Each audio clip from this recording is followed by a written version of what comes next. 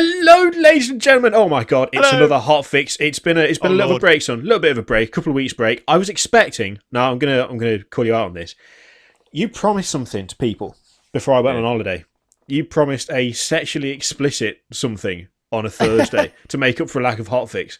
I saw no Hotfix. I also saw nothing that was sexually explicit either. Would you care to explain yourself to the kind ladies and gentlemen, the supporters of Hotfix? The reason why you've never seen it is because it was a pay-per-view event on a special platform. And nobody paid. Yeah, it was just me on my own. It got really weird. But I had 5 cameras set up for all kinds of different angles, and even had special guests as well. Was McGee a special guest? Who is the unofficial special guest today, apparently. Oh, God. Hello. This is McGee. I don't know whether you know about McGee. Look at a little face. It's tired because basically I take it out every day on my mountain bike and it runs like a mofo.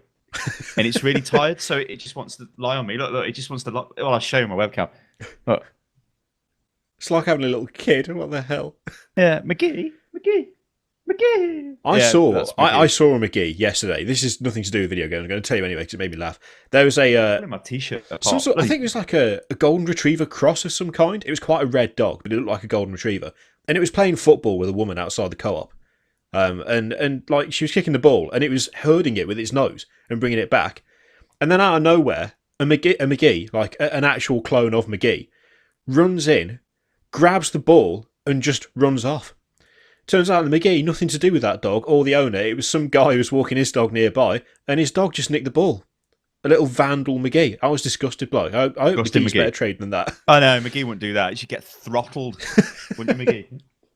Now, anyway, as with all hotfixes, it is supported by, well, I say all hotfixes. Hotfix is supported by you people on Patreon who are legends and love it and do wonderful things to keep the show going. So if we've had any new Patreon supporters, I don't think we have. We've not had anyone new. So thanks to everyone who supports us anyway. Well, I wouldn't spill your names off, but I would.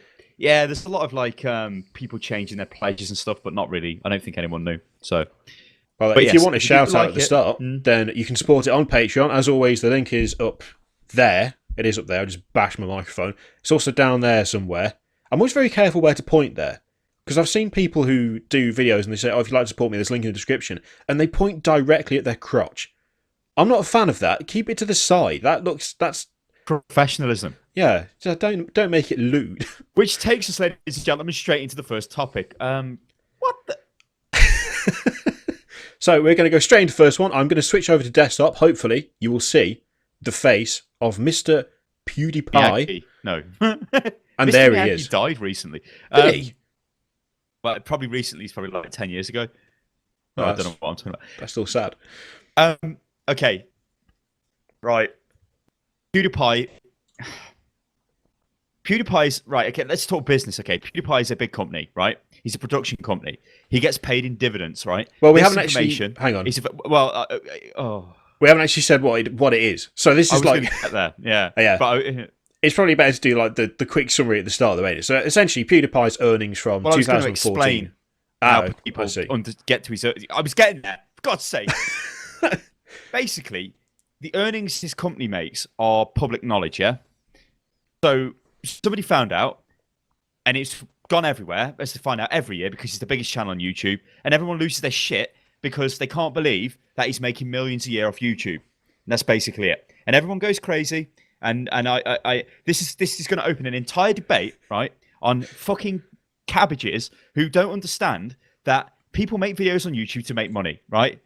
Can they not understand that? You have got examples of this as well, Mr. Kirif. When you told me about Rooster Teeth on the Rooster Teeth forums, people will be like, "They're making videos just for us because they like us." No, they're not. They're making videos because they get massive amounts of views and make loads of money. The very start of their thing.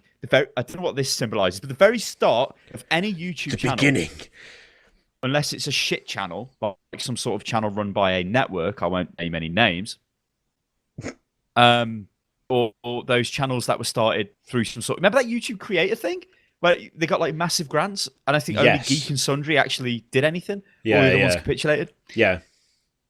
You always start with a passion, yeah. You always You want to make videos because you've got a passion for it, and that's great. Videos start to get more views. You start to make money off your videos. There comes a point when you leave your job because you're now making enough money off the videos you make. So you carry on making videos because you get paid, not because you really love doing it. Nobody in any kind of job would just do something because they love doing it, because they don't get paid and they've got no other way of making money if they do it full time. That is fucking ludicrous. So when I see comments of people and they're just like, this ain't fair. You know what, as well, I've seen equivalents drawn, and this is something that does my head in as well. I'm taking my glasses off because the reflection's irritating me again. I'm fucking broke bloke. Fell apart the bloke. I see people say things like, oh, well, people volunteer for charities. Yeah, they do. And on the weekend, they go and they help with the charity. They don't fucking go to the charity at 9 o'clock in the morning, work for 8 hours, leave at 5 o'clock at night, having earned nothing. They don't do that. That's not how the world works. You cannot have a livable situation by earning nothing. And those people who are fortunate enough to do something for a hobby and then find that, oh my God, this is earning more than my job. I could stop doing my job. Instead of sitting there going, oh, soldiers don't get this much, oh, nurses don't get this much, why didn't you just go, wow, that guy is managing to do what he wants for a living. That's awesome. Why do people care? Why do you give a fuck? How him earning earning money, right? The YouTube channels that are in his category are, let's face it, none, because he's like over 9 billion views, blows everything out of the water. There are channels out there that do make millions as well. Don't get me wrong, and channels that make hundreds of thousands and do make a lot of money. Well, when you really drill down to it, you could just say, well, all they're doing is playing games, but it's a bit more than that. They're providing entertainment for millions of people. Unit Loss provides entertainment for hundreds of thousands of people every month. It's like, it's not like just it isn't just a bag of shit. It isn't just some guy being a dick. Okay, maybe in PewDiePie's case, and even in our case, it's just entertainment. Entertainment's got many forms and it doesn't matter. Yeah. All YouTube is it's just people make money off advertisement. Advertising. The more views you get, the more money you're going to make on YouTube. That's a fact. PewDiePie makes videos for the largest fucking demographic on YouTube by an astronomical mile. He is not like Unit Lost. We make videos for like the 25+ crowd. No, he makes it for the fucking 15, 12, 18, early 20s. The biggest, I know, McGee, I'm getting angry. The biggest like crowd out there. So it makes sense that he would make a lot of money off that. But that is the same crowd that doesn't understand. It's all about money. It's almost like the people who shitty, but it is all about money. It's almost like the same people who provide him with his living. And let's face it, it's a damn good living. I mean, as it says in the article that you showed briefly at the start, I mean, the article there isn't that much in there, but essentially it just gives the figures, which was, it brought in about $7 million worth of revenue last year. That's a lot of money. But it's also these people who are essentially giving him the money by watching the videos. They're then turning around and going, oh, why is he making so much money? Well, because he's got like 9 billion views. Because every time he puts a video up, it's guaranteed to hit like 2 million views within a week. That's why he's making so much money, because every time he does something, you watch him do it, and that's how the market works. The thing that really pisses me off, though, and he did touch upon this when it actually shows in the screenshot in this article, where someone comments, I find it funny how someone who yells and plays video games makes this much money when there are people out there who risk their lives fighting for this country and they get paid hardly anything. That false equivalency is just fucking stupid. And that's a statement that's made by someone who doesn't know how money works and doesn't know how markets work. Soldiers don't get paid that much because they are not paid by the public. They are not in a position whereby their actions directly contribute to how much they are given. So why would you say that? They're funded by the government. The government can't pay them $7 million a year, so that's why they're not getting $7 million a year. Yes, however, advertising companies can pay PewDiePie $7 million a year because that's how much money they've got to spend on fucking advertising. That's how it works. It's so irritating. It is. But they've got a very simplistic view of this, and a lot of people are like this. You hear this with footballers as well. It's a good thing. It's like... Oh, Wayne Rooney is getting 350 grand a week. That's fucking bullshit. All he does is kick a ball around. Yeah, but why does Wayne Rooney get paid that much money? It's not because he's good at football. It's because Wayne Rooney sells products to people. That's why. Man United have got Wayne Rooney. How many shirts do you think are sold worldwide with Wayne on the back? Or Rooney or whatever. Wayne with Rooney on the back. Loads. It's like Ronaldo, right? These are even bigger stars than him. Ronaldo and Messi. Why do they get paid inordinate amounts of money? Well, it's because they advertise products. That's why. At the end of the day, that's all it is about. It's just about advertising. I mean, you look at, I think the average salary for like a soldier in the UK. I think it's 17,500 a year, which isn't a lot of money. It's quite laughable, really, for somebody who puts their body on the line, could get killed. I mean, what the hell? There's no worse job than that. It's a really, oh shit, I've been killed. I mean, the two big ones are three big ones are teachers, nurses, and soldiers, isn't defense. Yeah. Should they get paid more? Yes, but comparing it to, you're right in what you said. It's a false equivalency. You can't compare the two things because they're just totally different. Yeah, and they're funded they're funded in different ways. That's the thing that gets me. There. One's government funded, and the other one's just corporate funded, isn't it? There's always as well the argument where it's like, well, why doesn't this person give their money to that person? Again, because that's not how it works. It's not, whether you like it or not. We are rooted as a capitalist society whereby money basically controls everything. So in that society and with that mindset, why would someone who does a lot of work and has built up what they do, like say someone said, oh well, why doesn't PewDiePie pay a soldier however much a month, and he does that for all of them? Well, it's not his responsibility to do so. I'm sorry, but that's talking about that. I've got a very interesting comparison. This is again with footballers. There was a group of nurses who were going around basically pressurizing footballers. I watched this. Money, charity. Yeah. On the face of it, you think, well, they should give them charity. But when you look at it, it was wrong what they were doing. They were really pressurizing them to give them money.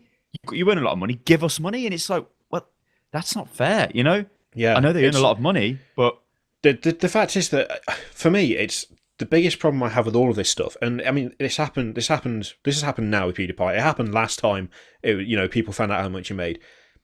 It is not your responsibility. As well, because he'll make more money. He'll just make more money because he gets. I mean, he's like got 40 million subs. What? Yeah. In a day, he does more views than I've ever done in my fucking life. It's like it is not your job. It is not your right, and it's not your duty to try and dictate how much people get paid. Like whether you like and it how or does it affect you as well? This is the thing. How does him earning $7 million? And I'm focusing on this comment because it's just on the screen in front of me. How does him earning $7 million from privately owned companies who are advertising products, producing products, and selling products affect how much a government, which has got nothing to do with those companies, pays soldiers?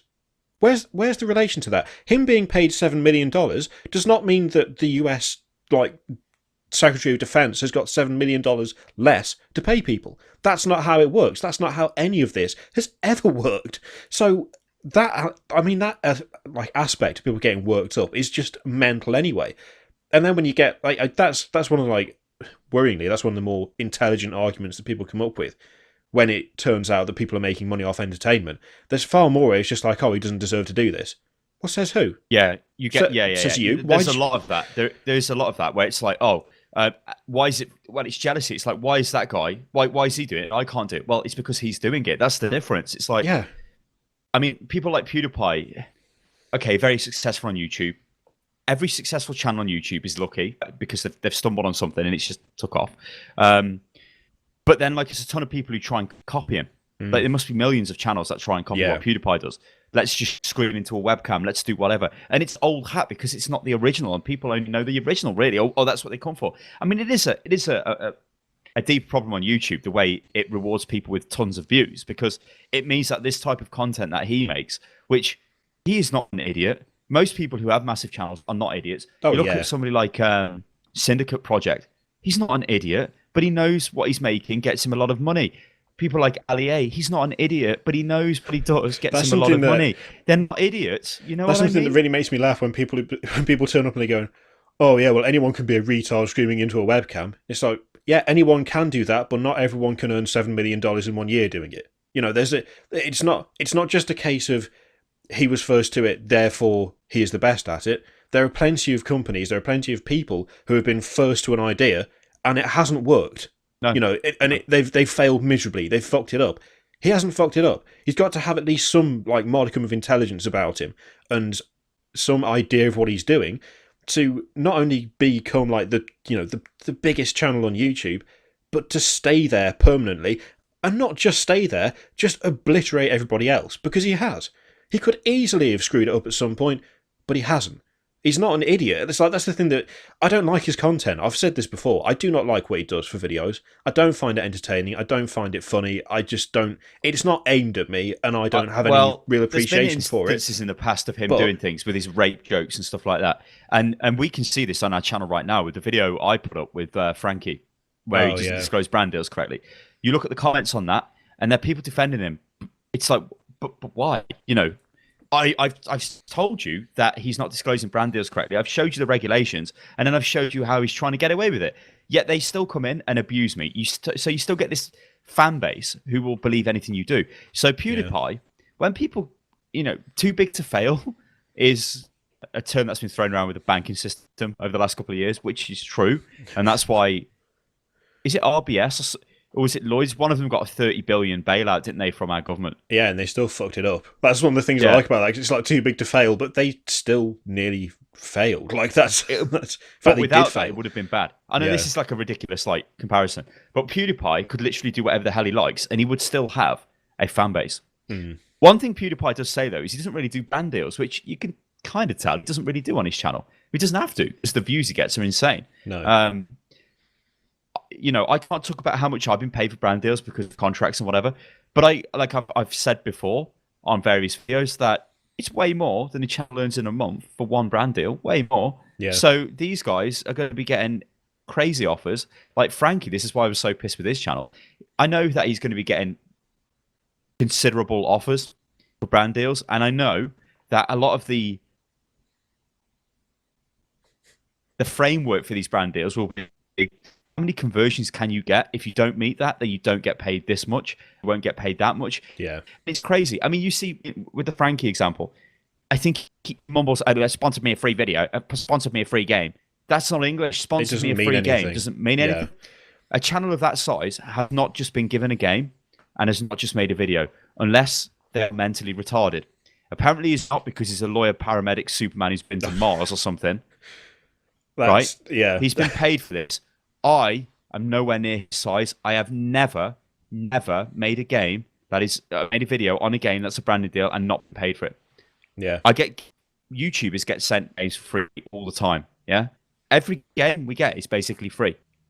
That is not being sponsored. So for him to discuss, you don't see on the game like Rocket League. That's game I fucking made a video on. I don't say this is a sponsored video. Yeah. They gave me the game for free, but they have not sponsored me. So why would I wouldn't say they've sponsored me a free fucking game, would I? No, I wouldn't. Going really paid me. Being really cynical. To say that they've been paid. Well, this is the thing. When he says I've been sponsored a free game, the reason I might be being overly cynical, but if you say that everything is sponsored, they sponsored me this, they sponsored me that. I mean, it's not English, because it doesn't mean what he's using it for. But that kind of means that you can say anything sponsored, and the response from the fans, as we can see from our comments page the fucking time, is, he said they sponsored me a free game. What are you talking about? That's not what it means. That's not what that means. And the fact that it's not clear, and the fact that you think that being sponsored a free game is the same as him being paid thousands upon thousands of dollars for playing said game, means that he's misrepresenting what he's doing, and that's literally all there is to it. I mean, the example with Frankie is just infuriating, largely because of the number of people who say things like, he's only doing it as a hobby, so it doesn't matter. Or you know what infuriates me with it? Where you've got when the video went live, it's got the record for the most likes in 6 months of any video in the first 24 hours.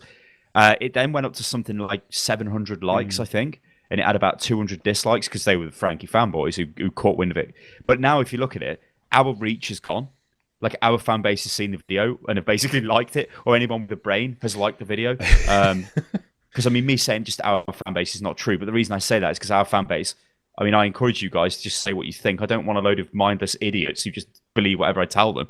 So, that's why I think it got likes, because it makes sense. I'm not an idiot in the video. I tell you how it is. But now you can see that it will probably, by next week, the dislikes will be above the likes, because his fans are slowly coming in. Finding it slowly, because he made a video. Again, this does sound like I'm just hating on the guy. I don't care what the guy does. I just don't care. All I want the guy to do is disclose brand deals correctly, because that affects me. This is something else, and this actually it ties in quite well to the whole thing with PewDiePie. And I keep wanting to say Felix because that's his first name, but for some reason I just keep reading that instead of PewDiePie. I know, I don't even want to try. It sounds dreadful. But this is something else as well, that it's like people automatically assume that criticism of someone who is bigger than you means you're jealous of their success, regardless of what that is. The absolute opposite is true. Like, I honestly don't care how much anyone earns. I don't care. Like, I don't tell people. It just has no impact on you, does it? It's crazy. Unless it's relevant to what we're talking about. Like, we don't talk about how much we earn from YouTube unless it's relevant to the discussion. We don't shout it from the rooftops. We don't tell people randomly. We don't sit there going, oh yeah, I earn this much. I don't care what people earn. I don't want to know what people earn. That's their business. That's up to them. It's how you get the money you earn. Frankie could be getting £1 per sponsored video that he doesn't disclose. I would still think it's bullshit because you are required to disclose videos. That's what it boils down to. I really don't care what the amount is. It could be £1. They could be giving him a free fucking Mars bar. I don't care. It's the fact that you should not be misleading people who you have influence over. And he does have influence over his fans, obviously, because his fans keep turning up to the video saying, oh, I don't care if he's getting branding deals as long as it's a good video. No, that's not acceptable, because that completely blurs the line between what is entertainment, what is a review, what is a recommendation, and it means that you are misrepresenting your views. We're going to come off Frankie here, but the last thing I want to say, Frankie says in the Lego Jurassic Park thing where he's been sponsored a free game, allegedly. He hasn't. He's been paid thousands and thousands for it. Right? It's fact. He says it's the best dinosaur game he's played all year. This is a guy whose channel is full of Ark Survival Evolved videos. That's a dinosaur game. Yeah. The Lego game is not the best dinosaur game he's been paid. It's probably the best because he's been given a £55,000 check or whatever to make the video. Probably. Pulling these figures out my arse, but you know, what the hell? It's going to be some crazy figure. Anyway, fuck that. The PewDiePie thing and with YouTubers earning money and stuff like that, I do think it's weird. Like the Rooster Teeth thing, when you told me about that, you know, I remember laughing to you in TeamSpeak. I'm just like, that can't be real.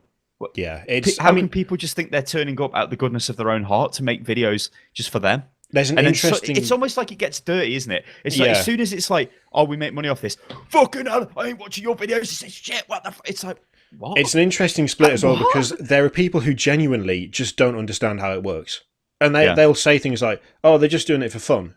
And then you'll get people saying, well, I said I would talk about that Frankie video. Some guy says, I don't have a clue how YouTube monetization works. Did he follow it with but? And then, because that's usually the way it works. I don't know how any of this stuff works. But you know what? A good example of this actually is yesterday on the Rooster Teeth subreddit, someone posted a screenshot. Okay. They do their podcast is about an hour and a half. It's about the same length as Hotfix.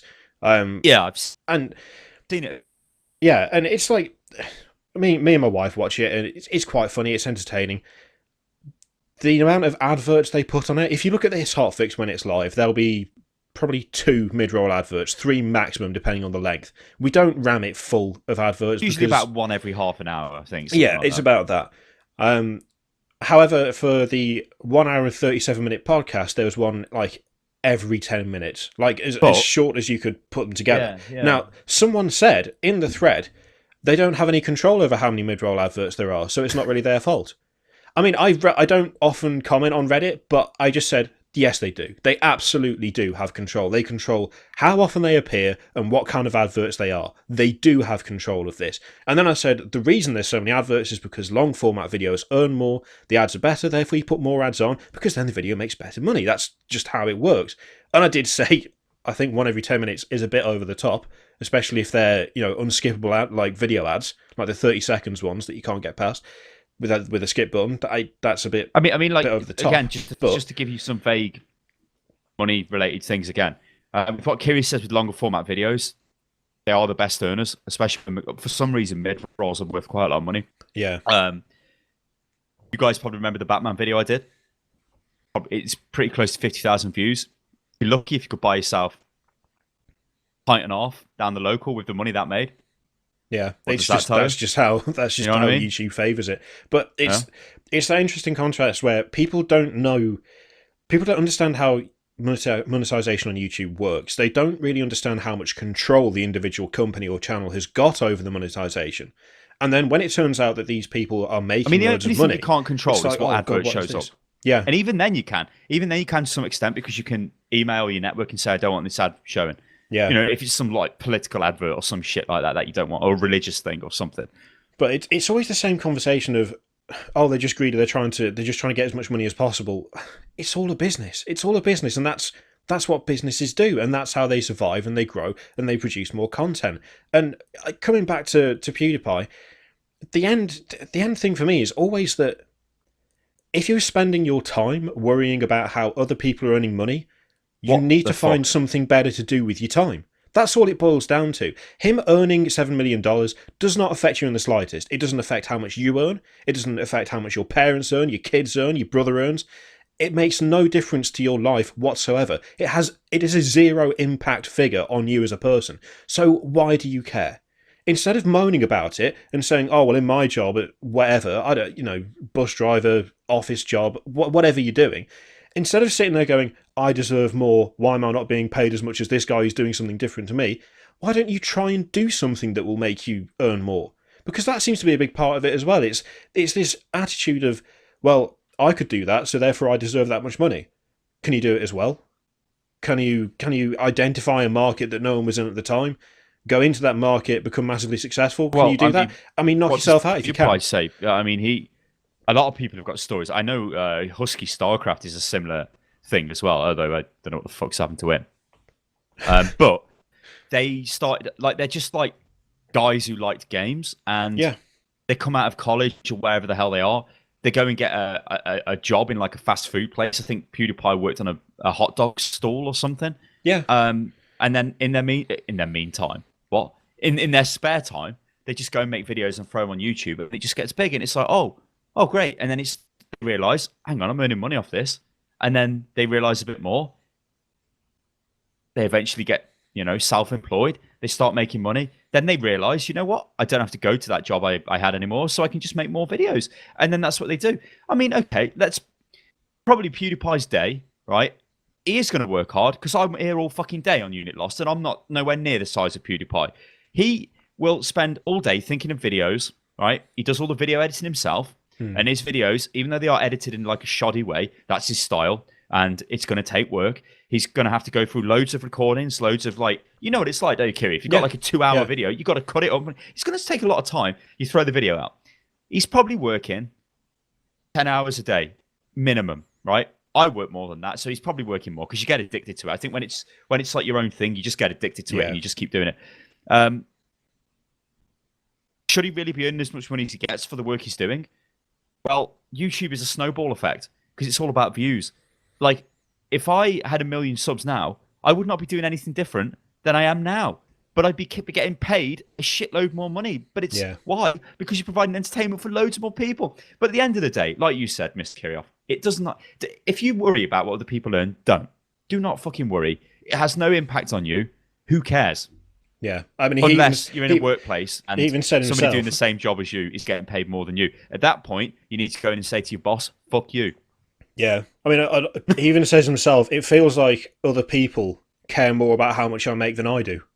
Yeah, if you're that person who's like, oh, this is bullshit, you need to find something else to focus on, because it's not only that, but it's not healthy either. Like, frankly, it's not healthy to be that concerned about other people's private business. Surely, it's going to make you angry and unhappy. And just why complain about what someone else is earning when you could go out and try and make something like that yourself? Why? Just to quote Shia LaBeouf, just do it. Whatever. Just go. I could do it. Just do it. Just do it. That guy's a fucking genius. He's turned himself into a massive meme. He's everywhere. Anyway. Before we move on to the next topic, let me just see if McGee would like to come back. Oh, the McGee entrance. I required a sip of Monster, so I couldn't vamp. See, this is the thing. McGee goes in and out all the time. Wanders about the place. My dog don't. She's just asleep down here. I'd show you, but it'd wreck my webcam. But she's literally just passed out on the sofa, looking cute but stupid. You say no. McGee says no. I tell you what. Whilst the anger is flowing, let's go over to this. This is an amazing headline. I'm going to switch it over now. So I'm just going to quote the top bit. Only 2% of League of Legends matches include abuse, says Riot. Now, there's a whole load of statistics down here. And you know what, I'll just read it out quickly, because you can make your own decisions on this, League players. All of them. All of these, yeah. League of Legends players vote in the tribunal on instances of behaviour flagged as toxic, and these votes are used to improve the automated systems that detect further instances of such behaviour. Writing in a blog post on Recode, Riot's Jeffrey Light Lin said the developer has opened the system to academic researchers and intends to expand it to include incentives for positive behaviour. But even in its current form, it's had a dramatic effect on the culture of League of Legends. As a result of these governance systems changing online cultural norms, incidences of homophobia, sexism and racism in League of Legends have fallen to a combined 2% of all games. We're just going to leave it there, because I don't think we need to read any more, because that sounds like utter bollocks. Right? I'm sorry, but describe your typical solo queue experience, Mr. Starloser. You're a mid man. You like the old AP carry. You like going in mid, bit of Lux maybe, bit of Ari. You queue up for the game. You don't even get in the game. No. You don't even get in the game. Right, I mean, I've not played League of Legends since these changes have come in, but I'm very sceptical as to how this makes much of a difference, to be honest. What would happen is I would join the game. It'd be a ranked game. And I'd be like, guys, can I go mid? Somebody would tell me no, and I'd go, okay. But they wouldn't just tell me no. They'd say, fuck off, I'm going mid, dickhead. Or fag, or something. I'm like, what? The abuse has already started. Not to mention, once you actually get into these games, you know what? This 2% figure, I just can't believe this. It must be lower since the changes they've made. But it can't be. I mean, like, it cannot be. It cannot be 2%. Most games that I've played, yeah. As soon as anything goes wrong, that is it. Somebody is slated. When it's a ranked game, it's even worse, because we've been playing for 35 minutes. I can't believe that the jungler has just gone and died to the creeps or something. What the fuck? It's like the worst thing ever. Fuck you, mate. I've even done it. I've gone, fucking hell, like, what the fuck, like, and called people out. Obviously not homophobic or anything, but that's how kids would react. Gay boy, fag, and all that shit. I mean, I just Heroes of the Storm. Look at that. That's fucking full of abuse as well. They're all. It's fucking bullshit. It really is. I mean, I played it for longer than you in the end. By I think maybe quite a while, wasn't it? I can't remember how long I kept playing after you stopped. I'm sure I played more games than you though. I think you did it in like a condensed point, didn't you? And I just kept playing casually for a while. But I took like almost a vow of silence at one point playing that game, and I still saw abuse in every game. Maybe not directed at me, but directed at someone. Even stuff like, it can also depend on what you constitute as abuse. For instance, if the enemy team manages to smash your top laner in, if they then go like GG, fuck you, or lol noob, or scrub or something, that's still abuse. Like, whether it's particularly harsh or not is kind of irrelevant. That's still someone looking at someone else in the game and going, I'm going to take the piss out of this guy. Comment. If you die in top lane, you're 1v1, you die, and somebody types in the chat, FFS, and presses enter immediately, you see that shit and think, oh, fuck. You know, it's fucked you up now. And then you're against that guy, whether you believe it, like whether you subconsciously realize it or what. Whatever you realize it, but subconsciously you're against it. But then you are against them, because when he dies, you might go, ha ha, like that back to him. Yeah, it's like, I think I get the feeling they're like, games now. They're really like restricting what counts as abuse to change the figures on how people are being abused, because it doesn't necessarily. It's the biggest problem. It's the biggest problem, isn't it, with their game? It's just so. I mean, it's got like 70 million active users a month. This has. It's just like there's never been anything of scale. It attracts kids who are about 10 years old. Really. Yeah. It's really, who don't understand how to like interact with people beyond fuck you, fag. It's like, what? It's just ridiculous. I kind of, on the one hand, anything that these companies do to try and limit the amount of like hate and abuse that goes through these games is fine by me. You know, you've got to try at least. But as soon as somebody says anything homophobic or abusive, like massively abusive, that isn't like friendly banter. I don't know how they'd do that, because that'd be pretty difficult, because I'd be calling you a useless cunt in the game. I don't mean it, but like, it'd be funny. But like homophobic or something, instantly ban them just for an entire account. Why would they care? They've got so many users. It would make no difference to them. And in fact, it would be so frightening then It would be like taking somebody out and making an example of them. All these kids would be like, "Fuck, I'm not going to say anything," and it'll be all nice. Or just mute them. If they swear, listen, have like a filter.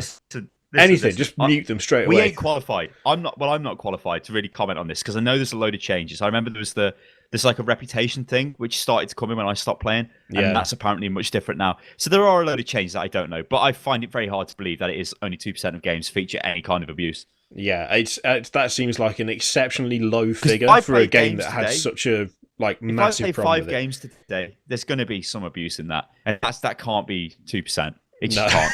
No. I mean, what? If there's 70 active players a month, there's got to be an easy amount of games happening every day. It just makes me laugh because it's like I don't believe it, Mysterio. It's a lie. I want to know if you do still play LOL, because I know quite a few in our community do. If you do play it, then what do you? Oh, I think it's an okay game, but it just annoys me when you have to play with people. Oh yeah, but it's aggressive. I want to know. Sell you down the river. I want to know if our viewers think that they are just in the 2% permanently. Like, in your experience, is it 2% of all your games, or is it like 90% of your games? Have you had 8 games today and all of them have featured abuse? Because that's 100% for you personally. I really want to have some real world, not a figure, not Riot saying, oh well, this is only 2%. I would actually like people who play the game on a regular basis, who's got experience with the new tribunal system. It's because they shut that down. I thought they shut the tribunal down. Because they used to have the thing with the rewards where you go through and do a load of things and you get some IP. And I know that changed a long time ago, but I don't know what the new system really entails. I think we covered it in Hotfix, but it was to be like you do get banned quick, I think, if you're caught doing it a few times. Which is exactly what I did. That's, for me, it's just like, just ban them. If they're in a group with someone and they take the piss out of each other, then maybe not a free pass, but maybe a warning saying, if you're airing a bit close there, people might think you're being a dickhead. If it's not in a group and you just say to someone, fuck you, then just muted, gone. After you quit the game, you're out. Have a day off. Go and do something else for 24 hours, and then you can come back, and if you behave yourself, we'll let you play again. An interesting thing with this is that if you say 87% of online toxicity came from neutral or positive citizens just having a bad day. That's what they reckon. But isn't that like 100% of people? Everyone has a bad day. That's like everyone has a bad day. Worse day when some fuck on you sells you down the river and you're like, you fucking wanker, fucking fucker. When your jungler dies to red. Yeah, is that even in the game? I don't even care. Get me off this topic. Fucking League of Legends. Right, I tell you what. Let's go on to. I found this quite interesting from Engadget, which is hang on, I'll switch over. There we go. Survey shows boys think women are underrepresented in video games. What happens on Family Fortunes? What? And the survey shows. What's that? No, what's that? That's oh shit! What, Jeopardy? Do we have Jeopardy in this country? No. It is. It is Family Fortunes. Yeah, it's Family Fortunes. Yeah, it is. Well, I've googled survey shows and it's come up with this article. Survey shows. It is Family Fortunes. I distinctly remember now. But yeah, so this is kind of interesting. So I'll read this out. It's only short, and it's on the screen. So if you can read, then you can look. You have eyes. You have eyes. Congratulations. A recent exploratory study conducted by Time has found that 47% of middle school and 61% of high school-aged boys believe that female characters in video games are too often treated as sex objects. The survey was conducted to examine issues of sexism in video games and asked over 1,400 students about their feelings surrounding how women are depicted in the medium. What's more, 70% of girls surveyed said that the gender of the protagonist doesn't factor into them playing a game, while a surprising 78% of boys said the same. And 58% of boys who identified as gamers think there should be more female heroes in-game. And it says, like Bayonetta up above, for example, because there's a massive solemn picture of Bayonetta up there. Oh, and reassuringly, very few of the respondents knew what Gamergate was. I don't think anyone knows what Gamergate is, even the people involved in it at this point. Like Time writes, as interactive entertainment grows and becomes more and more mainstream, it's important to note the changing attitudes of the future audience. The findings also help dispel the notion that gamers are just horny boys looking for fleeting titillation when a joystick's in hand. Looking back, those boys now watch Twitch and watch certain streams on Twitch. Yeah. So I found this quite interesting because Bayonetta. I mean, admittedly, the choice of Bayonetta as a thing to represent this article is a badass, but she's like sexualized to hell. Bayonetta is. She's like, check me out, man. At half a move to her arse and her tits bouncing all over the screen.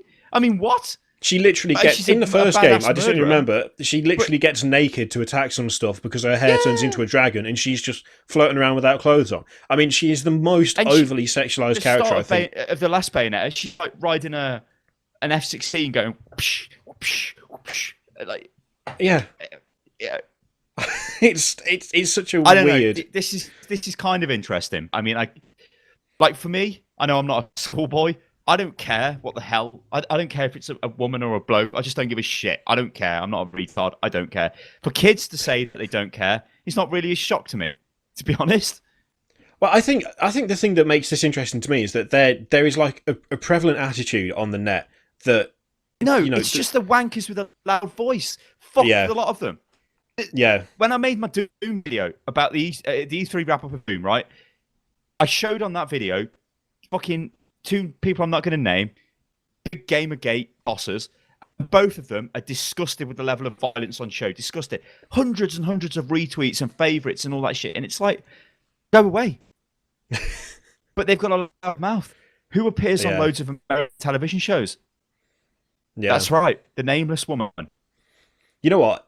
That she absolutely did my head in during E3 when she made a comment about how it was nice to see that Emily was a playable character in Dishonored, but we weren't. It was something like, but we're not quite at true equality because she's not the only playable character. That's not fucking equality, is it? That's bullshit. Hell? You spend part of the game playing as a bloke and part of the game playing as a woman. That's the fucking definition of equality. Also, she ain't dressed in her underwear. She ain't flashing anything. She's got sensible clothes on, and it's like a 50-50 split. How is that not equality? Fuck you. Learn what the word means. Anyway, that really, honestly, I said that to my wife, and Kat just went, she sounds like a fucking bitch. I was like, yeah, well, yeah, that's pretty much. Yeah, she fucking is. It's like, you know those people who you just cannot win arguments against because they will always argue back at you with the points you're making towards them as if that is the correct thing to say back to you as a response, and you can never win. That is what she is like. You can never win. You will never win. I mean, if a game comes out and it's purely about women, there's no men in it, she'll hate on it because there's no men in it, most likely. Probably. Or complain that the women who are in the game are being represented poorly because all women in the game are being represented as men, and I don't agree with this. Like, why is this woman doing this? I can't handle it. I just cannot handle that. It's why I always steered clear of that shit. And, I know loads of people would read up into it, and I started to read some articles back when it started to break, and I just thought, I'm not getting involved in this because I know what will happen.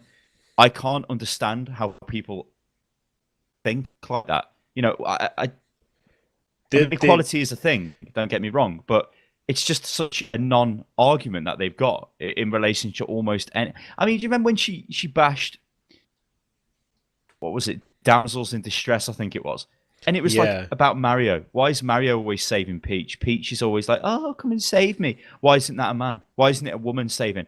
What? Because it's fucking Mario. That's why. That's it. That's the end of the argument. It's essentially just a clone of a fairy tale anyway. Every fairy tale involves some woman being saved by some prince. No, because they're sexist as fuck. Because why is it a helpless woman? This was her argument, and it's just like, no, because that's when they were written. Woman, no sane woman would be like, this is an affront to my feminism.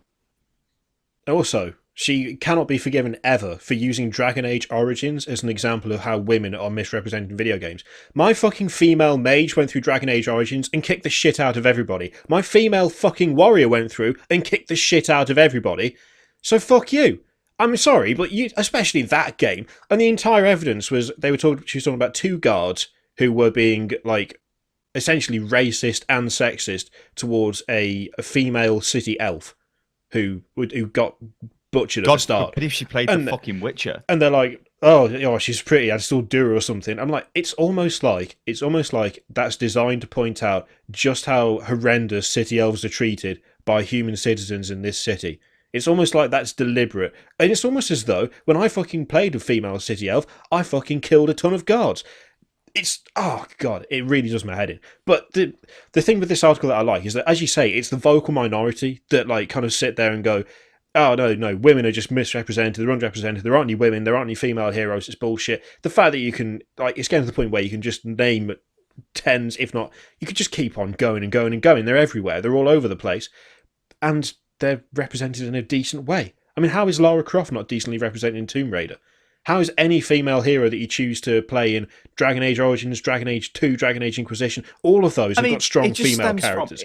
It just stems from, like, back in the day, yeah, okay, women were, like, Tomb Raider is a good example. She was, like, overly sexualized. Look at my massive tits. Look at my shorts. I'm running around. And it's like, it's almost like a joke of itself sort of thing. And it's like, I played it when I was a kid, but I wasn't playing it because, oh, Lara Croft looks nice. Because it was Tomb Raider, you know, it's like, oh. And I mean, this kind of study is good because change. Well, there is a change now, isn't there? Because the Tomb Raider example is good. Tomb Raider is different. It's represented like how it would be. But then let's forget about women. What about men? Every man in every game I've seen is some fucking ripped, ultra muslim, fucking mental. And I'm thinking, is that what women want? Do I need to go to the gym 8 hours a day, Mr. Kirillov?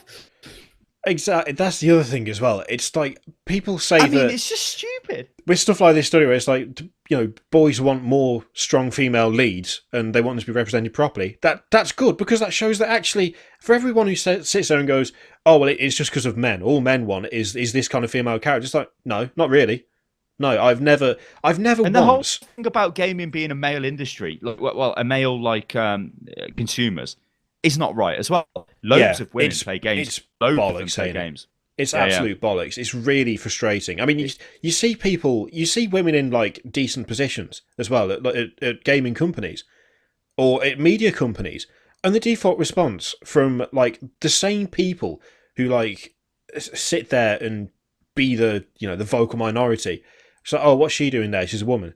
Yeah, but that is a tiny percentage. That is like a group of 18 people with 89 fucking accounts on every platform talking shit. It's not representative of everybody. So why treat it like it is? You know, why does everything have to be, oh, well, I read this from like 8 people, therefore it must be true? Or it's just 8 people being dickheads and not everyone thinks that way. I want more stuff like this to be done, like more studies produced by magazines, by institutions, whatever, because it might kind of dispel the myth that all boys want girls with no clothes on in games, that they only want to play strong male lead. And that's the other thing as well, that's the thing that pisses me off, where, like, you've already mentioned it, every fucking male lead is some sort of rugged guy with either the body of someone who's been at the gym every day for 10 years, or it's some guy who might be an older dude, you don't necessarily see the body, but he's rugged and he's handsome and he's got hair that never goes wrong and he's got like a manly beard. And funnily enough, he's the strong type who, doesn't matter what the situation is, he can get through it. He commands the situation all the time. How is it that it's unacceptable to have a woman character that's got a stereotype, but no one, these people are not bitching about male characters?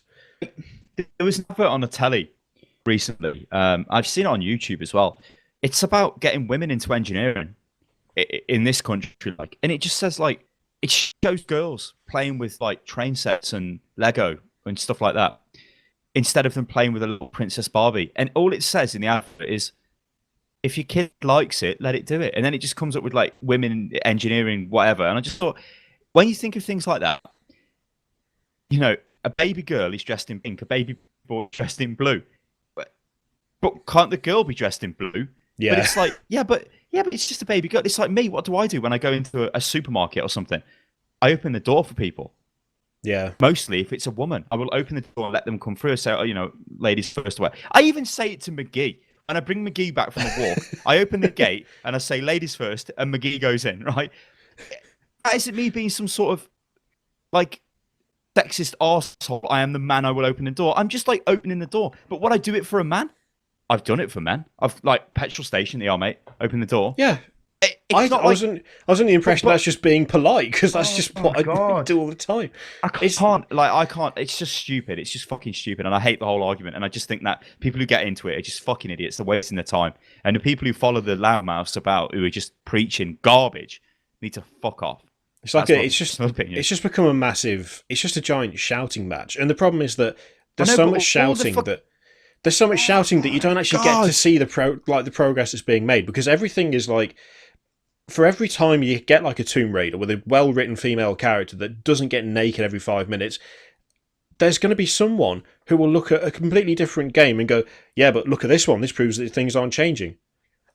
No, it doesn't.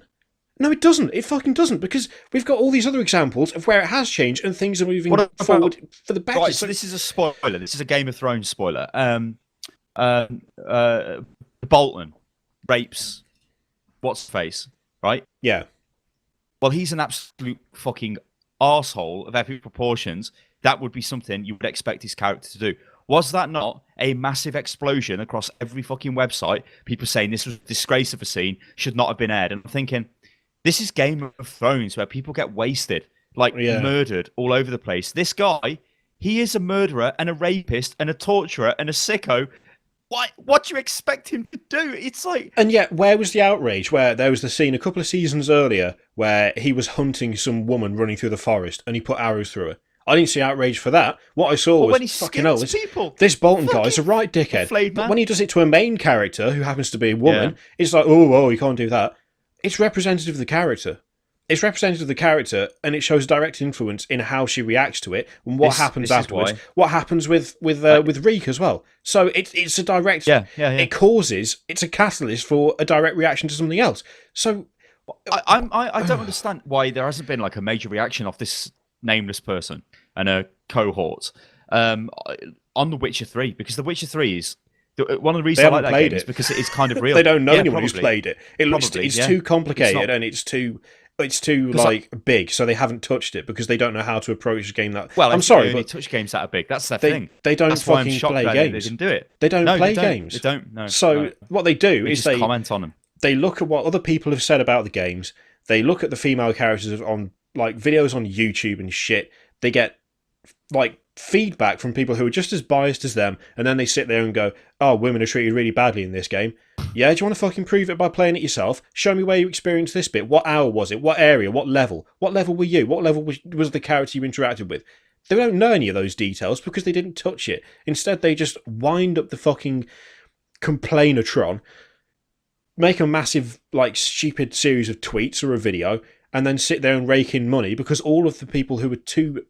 like gullible to actually look into this shit themselves, sit there going, agree. Oh, it's the same people who say vaccinations are bad. Don't get vaccinated. I mean, correct me if I'm wrong, but who was the... Oh my God, I forgot his name. Bloke who took the cowpox off a cow and injected the juice into a person.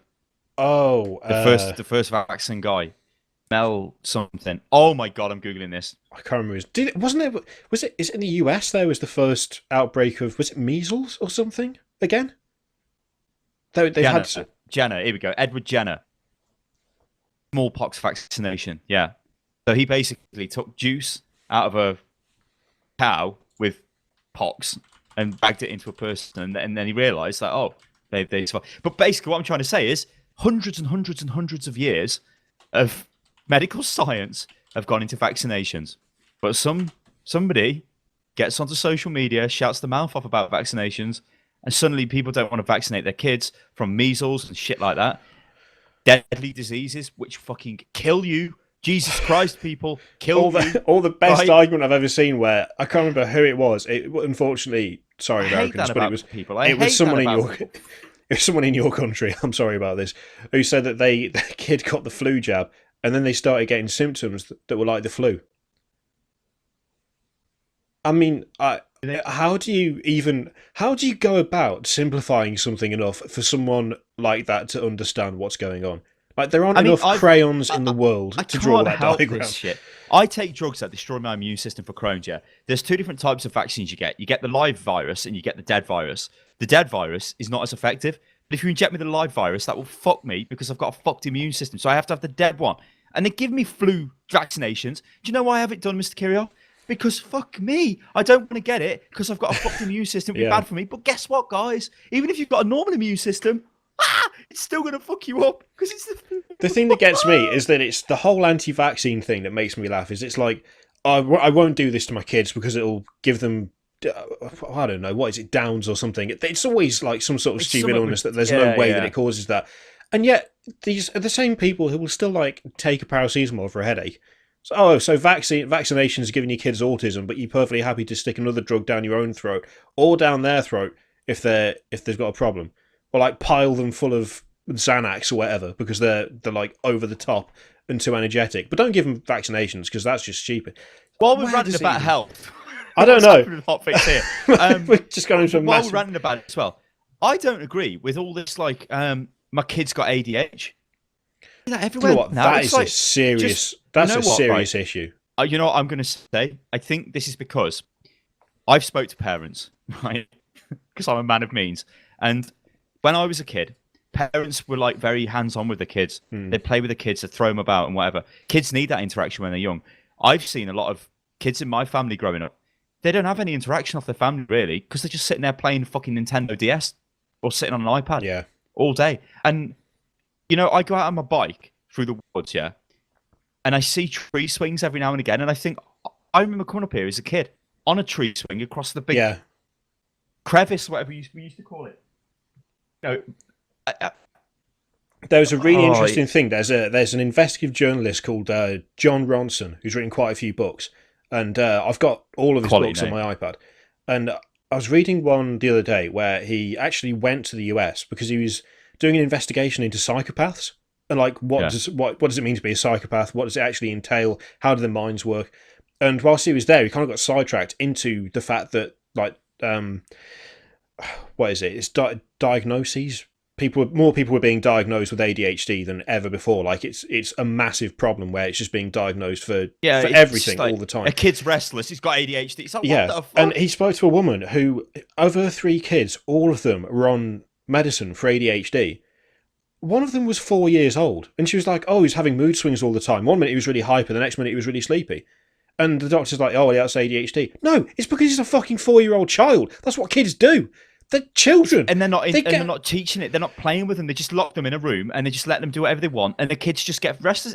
A dog would do this as well, wouldn't it? I mean, for fuck's sake, I hate this shit, and it makes me go into a fucking crazy rant when I see it going down. Yeah, I mean, given a medication, we've laughed before about in the 50s where that guy was going around with his mobile lobotomization, ice truck lorry or whatever.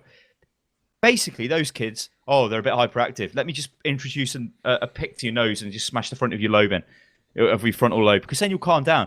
Giving the kids drugs is the same thing. Anyway, Hotfix is about games. Yeah. That was... Now for something amazing rant. completely different. This is actually kind of interesting, just because I don't understand why it's being made, which is why I picked it. So this is the news that there's a new FLATOUT game in development. Now, I thought there was, though. I thought Next Car Game was from the FLATOUT guys. This is the thing. So did I. That's what I thought Next Car Game was. But it's not. And it says here there's a new FLATOUT game in the works and it's due out on PC, PlayStation 4 and Xbox One at some point in 2016. FLATOUT is our most important franchise. This is Strategy First saying this, the publisher. There is a strong vocal community that have numerous constructive ideas and suggestions on what they would like to experience in an all-new FLATOUT. We would like to invite anyone who's a fan of FLATOUT to be part of the process. Who is this community? This is the thing, right? A strong vocal community. When was the last time you played a FLATOUT game? Because the first time I played FLATOUT was with you when we were in college. Yeah, it would have been at college, on my laptop. 10 years ago. FLATOUT, I mean, it even says in the article, the original FLATOUT games were developed by Finnish studio Bugbear Entertainment, which is busy working on Wreckfest, which I think is what Next Car Game is. Oh, is that what it's called? I think that's what it's called. Yeah.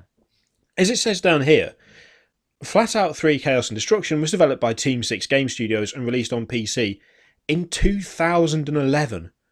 It didn't go down well at all. First of all, what fucking community is still asking for a FLATOUT game after FLATOUT 3, which I remember the release of that, and I remember people slammed it because it was dreadful. I remember that much. I didn't play it myself, but I remember it getting a very rough reception. And why would you bring back a franchise that is... It's not a strong franchise. I'm sorry, but it's not. When you say to me, think of all the best franchises in the world, I don't immediately go, oh yeah, well, FLATOUT's clearly up there. It was an interesting game, the first one. But, like, where has this come from? And it says it's a multi-million-dollar project. Now, that's kind of I mean, okay, most games are a multi-million-dollar project these days. It's difficult to produce anything more than like an indie game without it being a multi-million-dollar project. But all the same, this is bizarre. Like I just don't understand why it's being created, especially when you've got competition in the form of Wreckfest, which is being created by the studio that originally made FLATOUT. Like, have I missed something? I don't know. This just looks like a really bad investment by whoever's gave them the money to make this game, unless they've got some amazing plan for it. But I mean, all it is like Destruction Derby. I mean, hell, that's what they should just do: make Destruction Derby. That's the best part of the next car game. I love that. Yeah, about that when I played the shit out of each other. Yeah, but that's got crazy fucking car destruction. I doubt this will have that. That was the whole point of Wreckfest, wasn't it? Yeah, yeah. I just this just jumped out at me because I saw it and I was like, oh, neat, a new FLATOUT, and then I thought, wait, what? A new FLATOUT? What the hell is going on there? It was the same kind of reaction when I saw Mad Max, like when they announced the Mad Max game before it was actually made clear that there was going to be a new Mad Max film. And it's like, what the fuck is this? Oh, there's this trailer for Mad Max, and I was thinking, yeah, great, it's only like 20 years too late. Brilliant, carry on. Yeah, that was a really weird thing it just jumped out at me. Not quite as weird, because this is turning out to be a right trend. Square Enix suspends sales of Final Fantasy XIV for Mac and offers players refund. You know what? I've been tempted to play this, right? I've been looking at this, and I'm like, I know it's just a stupid MMO, and it basically is it's a complete WoW clone, but with Final Fantasy shit. I don't even like anime shit, so I don't even know why I would be tempted to play it. I think I'm just sitting there and I'm like, I just gonna fuck about in an MMO. But yeah. The launch was so piss poor on Mac, it just was a capitulation of epic capitulation. Which Final Fantasy XIV, let's face it, it's got a history of epic capitulation. But not to mention the fucking game is called, I think it's called Heaven's something. Ward? Heaven's Ward, is it now? Heaven's Sword. Fuck knows. But it was Final Fantasy XIV, a realm reborn, because the reborn bit was because the first launch of the game was absolutely fucking unplayably shit. So they stopped it. And then they went away and fixed it, and then they launched it again. It's also on consoles as well. This is, but yeah, I mean, fuck them. It's good that they've. I mean, right? You know, a product's going to be shit, right? When you're going to sell it, you know it's going to be shit. Yeah, guys, this doesn't work on Mac. Somebody said that to them, and they've gone, "Fuck it, just launch it anyway." This happened at Warner Brothers. Rocksteady have gone, "Well, the guys we got to make the port for PC, it's shit." Warner Brothers have gone, "Fuck you, launch it." Well, Warner Brothers wouldn't have said anything to them. They've just done it themselves. They know the game is broke, so they've launched it. And now they're getting wrecked for it. This is available on Steam as well. So you know what that means? Steam refunds all over the place. Yep. In fact, I think this just uses Steam, doesn't it, for its... Yeah, it does. And you get it on Steam, yeah. It's just, I'm... The thing that's getting me with this is that this is like, what? Just weeks after Arkham Knight? After the utter, like, collapse that was Arkham Knight and the fact that Arkham Knight is now gone? Yoshida says here, we plan to conduct maintenance which would conclude on June the 23rd. However, due to our miscommunication with retailers, the Mac version was made available earlier than we intended. As a result, some customers were able to download and play the pre-release build, which suffered from performance problems, so we apologise. So that's a cop-out. But they knew it was bossed. And it looks like they were trying to fix it, but they couldn't fix it fast enough. So they've gambled. I reckon they've gambled. Let's be cynical. They've gambled, launched it. It's okay, we'll have the patch out pretty soon. And then they fucked the patch. So they've had to bring it down. This top paragraph, I'll just switch it over so you can see it for yourselves, guys. This makes me laugh. I believe that the biggest problem with the Mac version release was the significant discrepancy. How do you pronounce that? Discrepancy. There you go. Between the performance of the product our development team produced and the expectations our customers had for it, which was due to the lack of information available on our product when sales commenced, as well as other issues. Other issues. What does that even mean? We didn't tell people what you needed to run it. What people tried to run it, and it turned out to run like shit regardless. And those other problems as well. What kind of statement is that? Might as well just said, I believe the biggest problem with the Mac version is that it didn't fucking work. So now it's gone. Following Arkham Knight, I don't understand why anyone would even try this. And if you're talking about miscommunicating with publishers and stuff, with retailers, how about when you're a multi-million-dollar company or publisher or whatever, you don't accidentally tell them to release the game before you finished it? How about you don't do that? Like, how difficult is it to not have people sell your game You know what's before going to you make me want it laugh? sold. If Arkham Knight is fixed, but is worse than it was before. Well, I did something yesterday that no other person could do. Oh, I God. activated a code for Arkham Knight on Steam.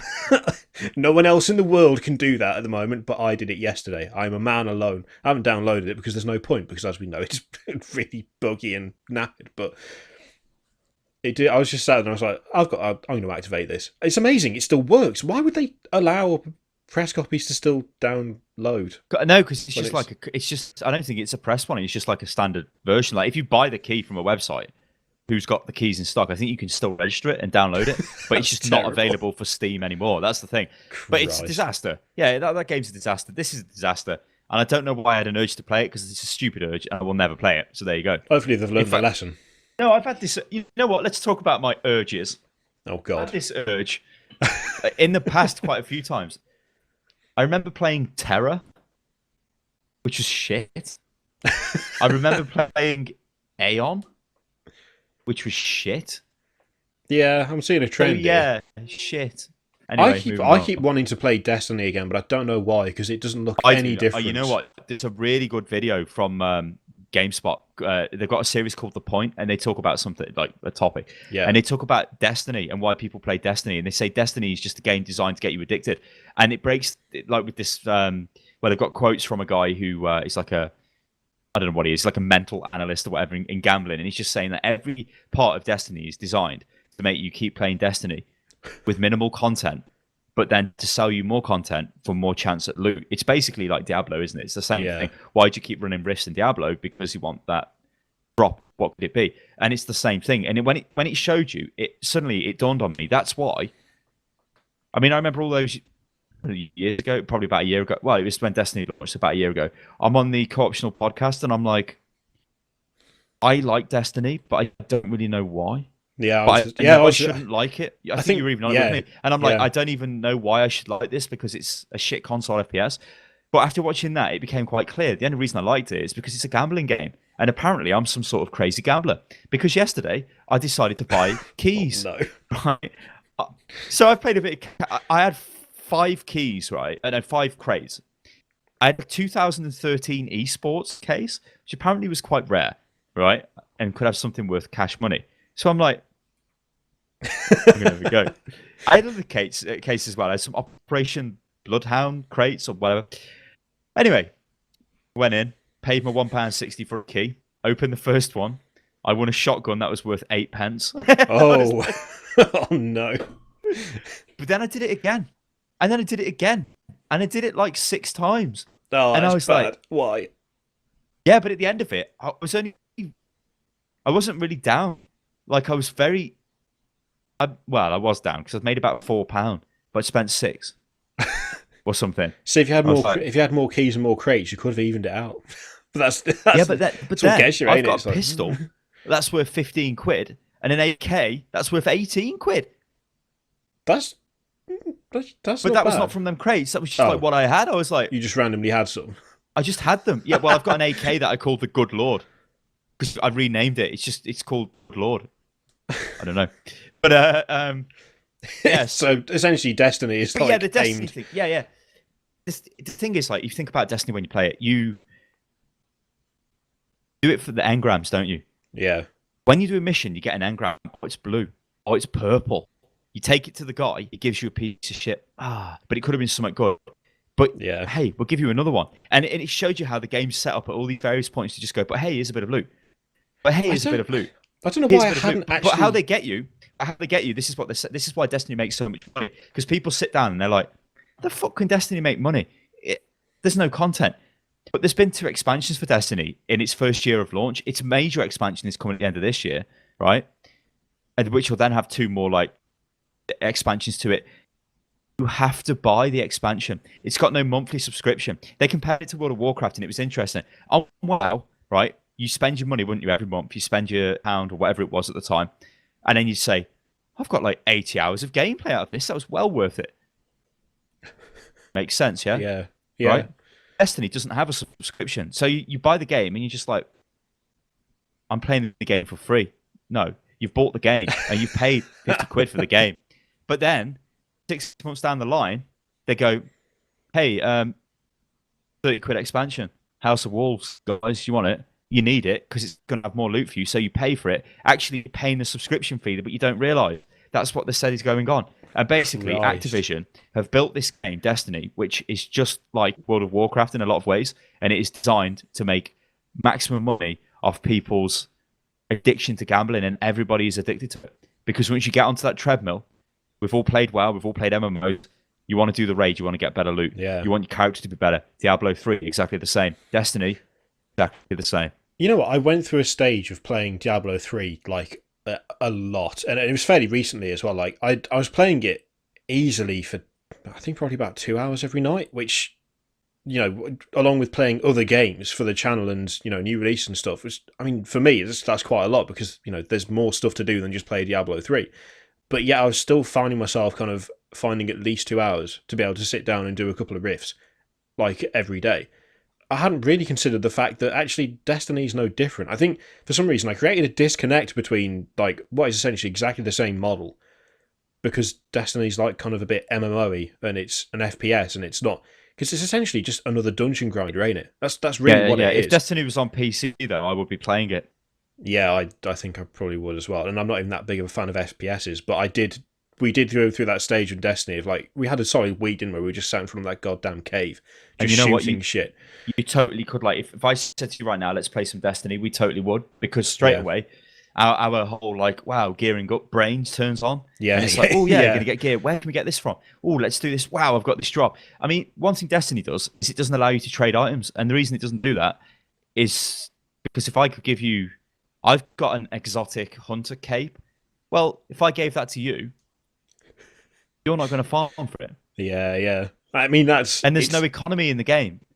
Wow, you can sell shit, can't you? Well, there's bind on equip items, so that there is always like epics and stuff, or maybe trade skill produce stuff where you could sell that because there's an economy, but it doesn't have that. It's very shady and cynical. Yeah, when you, it seems it's just totally designed to fuck you for money. That game is, but it is a really good shooter, even for the console.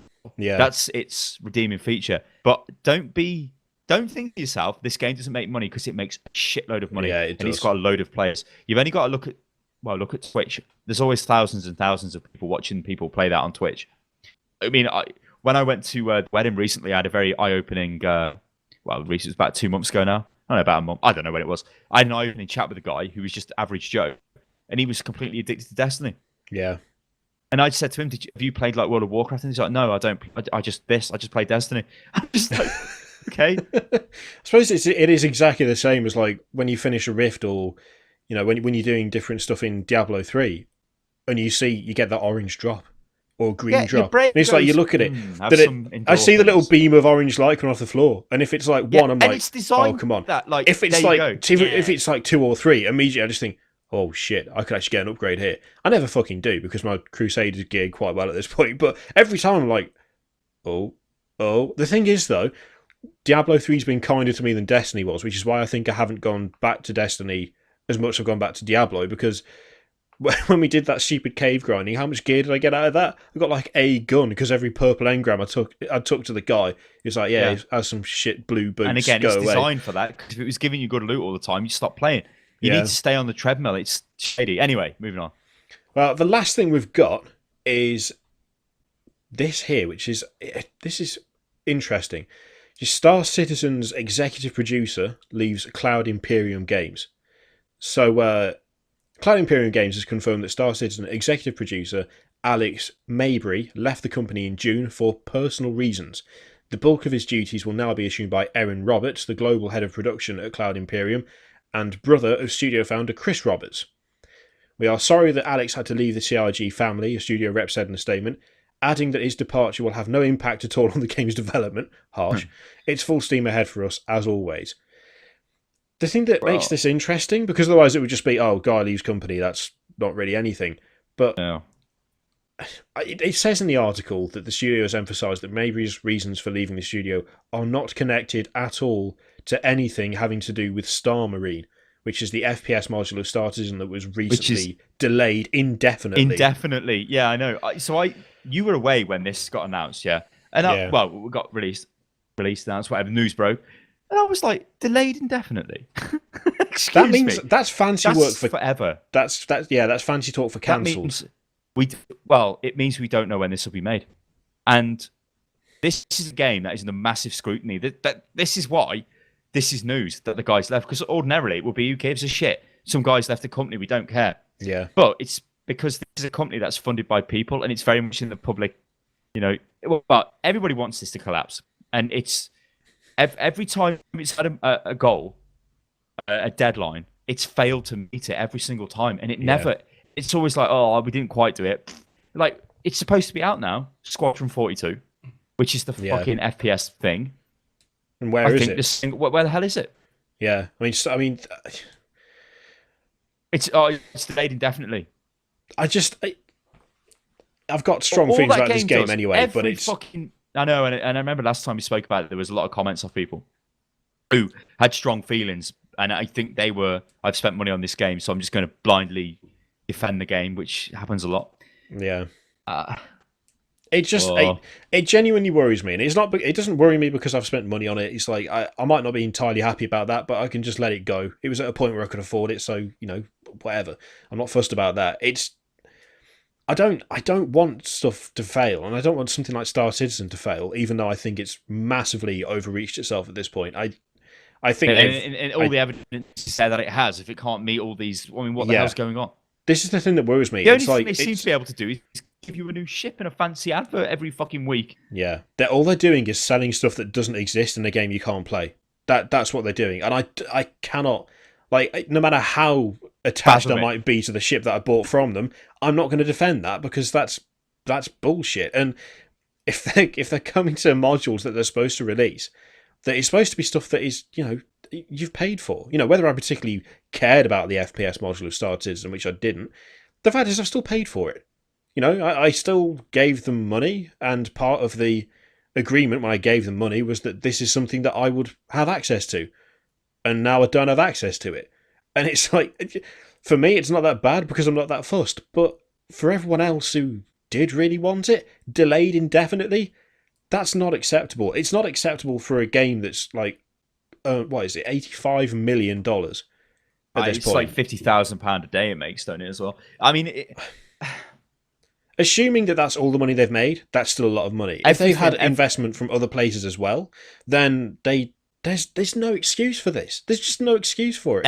Everything is aiming to capitulation with this, and we've spoke time and time again that we don't want that to be the case, but the evidence is just there. I mean, what the hell is going on? I mean, why is it delayed? We don't even know why this is indefinitely delayed, the FPS module. Yeah. I don't. What's the next thing? What's going to happen then?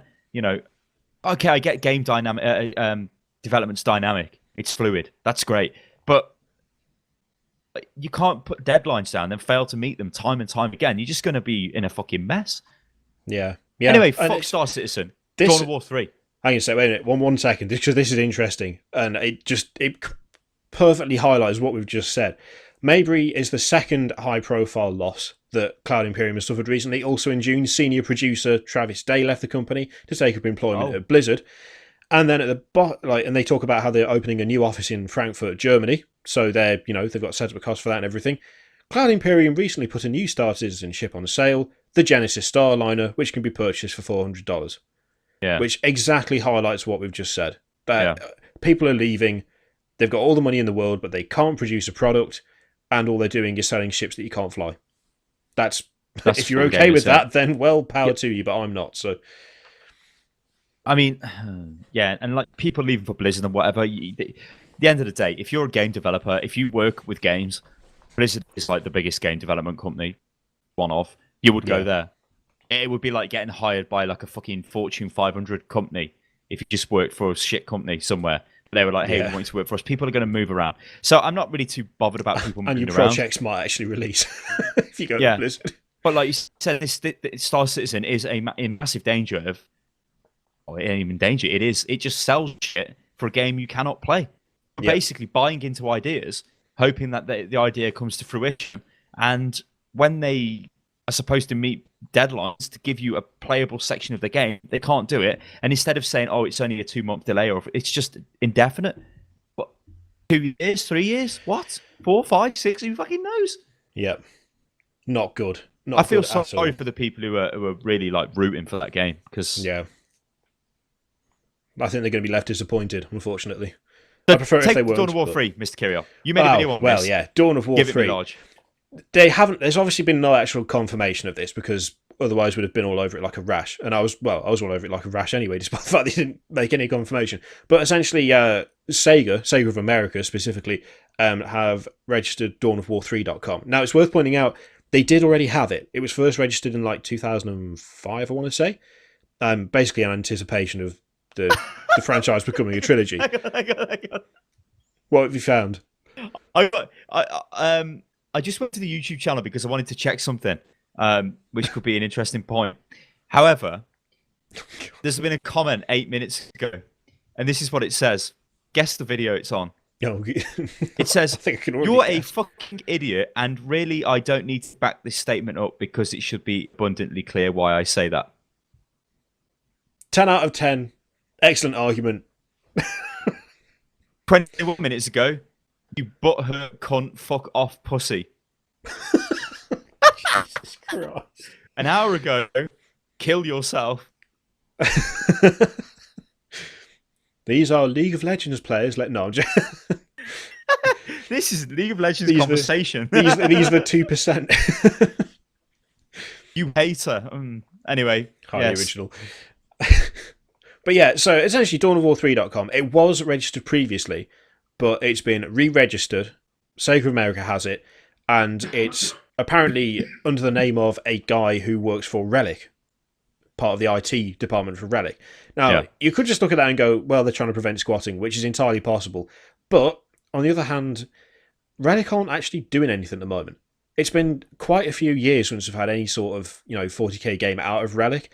They're still a working studio. They're still producing games. They've got a publisher. Oh yeah, because Company of Sega Heroes them. 2 came out of it, didn't it? Yeah, they did. I think the Company of Heroes 2, the last Company of Heroes 2 expansion came out early last year. And there's been no announcements for anything since then. Relic have been consistently producing games either in the form of Warhammer 40k or Company of Heroes since 2002.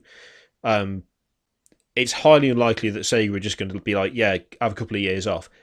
No. They're going to be working on something, and it's entirely reasonable to assume that Dawn of War 3 could be one of those things.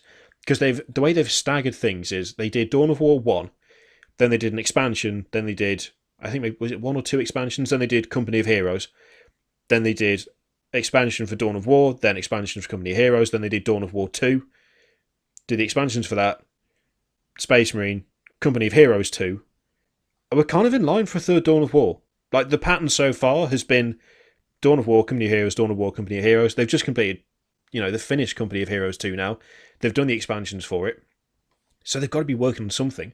And the re-registering of Dawn of War 3 to make sure it doesn't fall into... Because, let's face it, I know there's that whole thing, you've got to protect your domain names and everything, but if there was no chance of another Dawn of War, why would you care? Like, if the series was dead, finished, the franchise was gone... They've got a window of opportunity to kind of capitalise on the fact that Warhammer is still a thing and people still fondly remember the previous game. Well, so I mean, you've got Dawn of War is the biggest selling Warhammer game by a mile. You've got Fantasy, which is kind of funny because Warhammer Fantasy's been liquidated effectively. You've got the Warhammer Fantasy. I didn't mention this game in the Dawn of War video, but can we just take a second to appreciate how fucking bizarre that is? Total War Warhammer is in production. It is the biggest Warhammer game to date. The biggest Warhammer Fantasy game by a fucking mile. It's also apparently the biggest Total War game by a mile. And they're working on it and releasing it. And it's going to be released after Games Workshop completely rebrand Warhammer Fantasy into Warhammer Age of Sigmar. So the armies are being renamed. Let me just explain for people who don't understand what this means. Is Warhammer Fantasy was a tabletop game which is based around almost like full armies fighting each other, like loads of models, movement trays. So you put loads of models on a tray, move them forward, like a pitch battle kind of thing. Like a medieval style battle. That's what that was based around. So it makes perfect sense that it's a Total War game because that's what Total War is based around. But last few weeks, Games Workshop have completely got rid of that. Okay, you can still play it like that if you've got the old rulebooks and whatever, but basically they've suspended support for that, and instead they've reinvented Warhammer Fantasy in a Warhammer 40k, guys, where it's now about small squad combat, effectively. Yeah. So what? And they've completely changed the lore as well. So from what I understand, the Total War Warhammer game, which why don't they just call it Total Warhammer? That's what I'm calling it. Fuck it. Yeah. Total Warhammer. The world in which it takes place doesn't even exist anymore. No, it exploded. It's gone. It exploded. It's so bizarre, because this is like an opportunity to get people who play video games, fans of the Total War series, just like, oh wow, there's kind of like a tabletop version of Total War. That's awesome. I'd play that. And then they go to play it. Doesn't exist anymore. All the races have been renamed as well. This is the other thing too. It's not just the fact they've completely changed the game system. You can't copyright orcs, right? You cannot do that because it's such a prevalent thing. It's just a name. You can't do it. So now they're renaming everything. Elves have become Elf. So it's AELF. And then orcs have become, it's ORROK. So Orc. But if you say it quickly, it just sounds like orc. Basically, they've just phonetically named all of the stuff. But that means that unless they change like the race names in Total Warhammer, they're not going to line up with the products that Games Workshop sell anymore. It's retarded. It's just stupid. It's just bizarre, because it's one of those things where I was like, Total Warhammer, finally. Games Workshop, back on track. We're going to start seeing some decent shit out of them. I mean, I'm sure Total Warhammer will be fine. I'm sure it'll be quite good. I mean, if they've learned their lesson with Rome 2 and then produced Attila, which by all accounts was, really made up for it, then I'm looking forward to Total Warhammer. But for Games Workshop to completely redesign the game it's based off, which you would get people into, Jesus Christ, what the fuck? I mean, so what do you want from Dawn of War 3? Well, I'm a Dawn of War 2 man. I much prefer Dawn of War 2. I'd prefer a mix, but more heavily in favour of Dawn of War 2. I think the maps in Dawn of War 1 were far superior. I thought they were darker. I thought they were more interesting. I thought they looked more 40k. Just the general aesthetic and the size of them as well. You could have some proper good fights in Dawn of War on a scale that you couldn't really get with Dawn of War 2. But I preferred the fact that Dawn of War 2 kind of more accurately represented the skirmish side of 140k. This is the thing, isn't it? Because,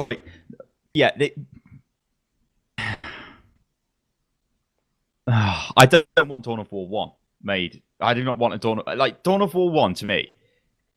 It only makes sense if it's Tyranids against orcs against Imperial Guard. Because as soon as you put anyone else in, it's like, well, on this level, I've just killed an entire chapter's worth of Space Marines. Oh, I've just killed the entire Eldar race in this level. Yeah. I know it's just a game, and you know what I mean? It's just a game, and it's fine. Ultimately, I would just like the tabletop version as a game. All right, I'd play that. So what I kind of want is Dawn of War 2, but instead of fucking 3 tactical marines and then a Sarge when you upgrade it, I want 5 tactical marines to begin with, and I want to be able to upgrade it to 10. That's what I want, because that's a proper tactical squad with a fucking heavy weapon, a special weapon, and a Sarge. And I want to be able to give them weapons, but give me the same gameplay as Dawn of War 2 with all the cover and whatever, because then it's not like the tabletop, and that's what it appears to be Games Workshop's problem, right? So it's a real-time strategy game, but just make it a bit more realistic. That's all I really like, a bit more in line with the lore. I don't get why Dawn of War 2 wasn't like that anyway, because surely it could have been. It was weird. It was a weird decision, because there's just that you literally can't have a 4-man tactical squad. You just can't. No, it's illegal. I can show you in the goddamn book right here. You cannot have a 4-man tactical squad. So the fact that there was 4 tactical marines was a really odd decision, because what it essentially. Well, if my Night Crusader shot your tactical squad with its Avenger Gatling cannon, that would probably have none left. That would be bad. But it's like you could. I think it's 12 AP3 shots. They'd be dead bloat. That's ridiculous. Surely not. 12 AP. Oh Christ. But it's like I'm kind of the same. I want a mix. I want a mix where I don't see any reason why you couldn't have those kind of, I guess, accurate squads for things like Space Marines, but mix that into Dawn of War. Like the army size for Dawn of War in terms of like orcs and nids and Imperial Guard was Makes dead sense, on. Yeah. It was perfect. I thought they did that really well. But the ratio of Space Marines to those races was too high. Like, Space Marines are like, there's not a lot of them. Well, I say there's not a lot of them. There are far fewer of them. There's still a lot of them, because there's bloody God knows how many chapters and God knows how many thousands of Marines in each chapter. But like on on a battlefield, they are not going to have similar numbers, anywhere near similar numbers to what they're fighting. Even when it comes down to like chaos, there's still not going to be as many Space Marines as there are Chaos Forces, because Chaos Forces utilise things like demons and cultists. So even then, it's like they should always be outnumbered. Space Marines should always be outnumbered by the enemy. And you didn't really get that in Dawn of War. You didn't get that feel because there's just so much going on, and you can produce so many Marines. And you know, if you can build like 18 Devastator squads and just stand them there, that's not. See, like, the thing is, like, my favourite RTS game is Command and Conquer, yeah. And what you do in that, you build a base, you build units, and you go to war. Yeah. They're my favourite games. But when you throw Dawn of War at me, I'm like, the base building in that game was fine, but it was never really like. There was no point. Was never really, yeah. It was just all about watching big battles. Basically, that's what it was like. Yeah, massive units running in it, and okay, it looked great. But what annoys me with it is because it's Warhammer. You would not have a tactical squad in that game, which was larger than, I think it was like a funny number. It wasn't 10, was it? It was like 7. It was like 7 or 8 or something. Yeah, but you could give them like 2 heavy weapons as well. You have like 2 heavy bolters in there. It's like weird. But if they were fighting against like just a group of orcs or something, they'd suffer casualties. And it's like, no, orc boys would be, one Marine would fucking kill 10 orc boys at the same time. It would not just. You know what I mean? Like, that would always be like, oh my god. It's weight of numbers. And had the Grey Knights in that game as well, and they just capitulated. It's like, what? Yeah, it's just the number ratio is off, and I don't understand why it was off, because it didn't need to be. Because you can, the system that maybe it was like a bit too bullet spongy. But yeah, Dawn of War 2. Let's talk about that. That was closer to it. I mean, I still think the squad sizes for Marines were too small. Yeah, but the overall feel was like it did make it feel like they were more better. special. Yeah, they were more like hardcore, the tactical Marines. When it was like when you had like 4 tactical Marines and you were fighting a squad of like, I don't know, 12, 15 orcs or whatever it was, that felt like 40k. That felt more like 40k than Dawn of War did. Yeah. If they could scale it up so that you had that true horde feeling, because you did lose that in Dawn of War 2.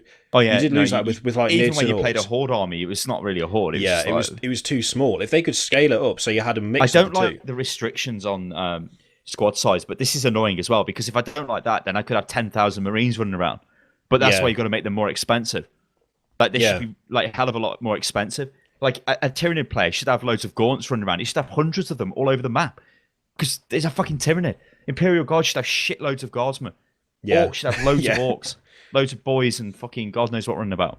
If they could do it so it's like the Elite mod for Dawn of War 2 Retribution. I've been playing that recently. Yeah, that's pretty good. That is.